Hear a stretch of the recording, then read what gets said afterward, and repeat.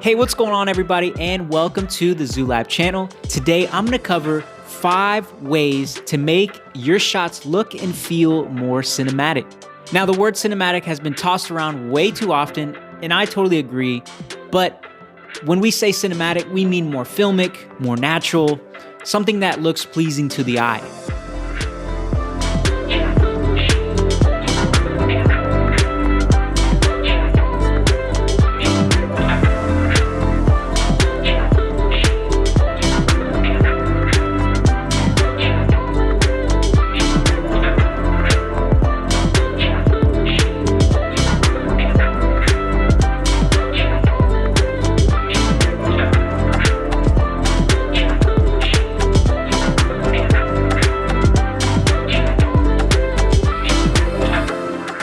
Okay, tip number 1 is something that we can all do. It doesn't require any additional gear, but it does require you to change your settings on your camera. Super simple. That is basically switching over to 60 frames per second. When you shoot in 60 frames per second, all of your shots look and seem more filmic and cinematic because it's in slow motion.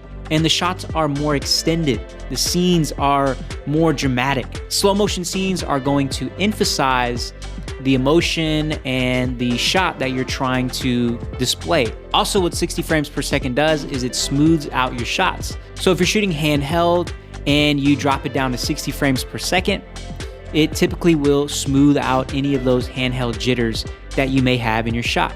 Now, not to say that shooting in 24 frames per second isn't cinematic. There's just a different feel when you slow down your footage and extend it a little bit. Okay, and tip number 2 is also dealing with something you may have already in your camera bag. That is shooting with a longer focal length in addition to a lower aperture. Shooting in a longer focal length naturally will compress the background and bring everything closer together. Also, in combination with a lower aperture, will blow out the background, increasing the level of bokeh. Anytime you increase the level of bokeh and compress the background, it automatically makes the subject in the frame that much more prominent, and it fills the frame, which is a basic technique to understand when you are first starting out. Okay, and tip number 3 also deals with something we could all do right now without buying any additional gear. That is shooting in a 2:1 aspect ratio. Or if you don't have the ability to shoot in a 2:1 aspect ratio on your camera, then you can add cine bars in post in Premiere Pro or DaVinci Resolve or whatever NLE editor that you guys use. I'll run you guys through a quick tutorial on how to add cine bars in Premiere Pro and then in DaVinci Resolve. So the first thing you do is open Premiere Pro and start a new project. Now, once you're in the timeline that you want to begin editing with and you got your footage in the timeline, you're gonna head over to the panel on the bottom left and hit this little paper icon. Once that pops up, you will see black video. Go ahead and drag and drop black video on top of your clips and go ahead and extend it throughout all of the clips. Now, after you drag and drop into your timeline, you're going to add the crop effect. And for this layer, we're going to set the top crop at 90%. Now, go ahead and duplicate this onto another layer. Now, for the second layer, you're going to add a crop on the bottom at 90%. And what you're gonna do to clean it up is highlight both layers and add them into a nest. Okay, and tip number 4, using a motorized slider or a dolly track. When using a slider or a dolly, the effect that it has on your image is similar to the handheld tips that we've mentioned in some of our previous videos. Adding that parallax and that slow, smooth panning motion with your hands is the same idea when you throw it onto a dolly or a motorized slider. Say you are shooting a person that is sitting in a chair, like me, and imagine that the camera was going forward and back.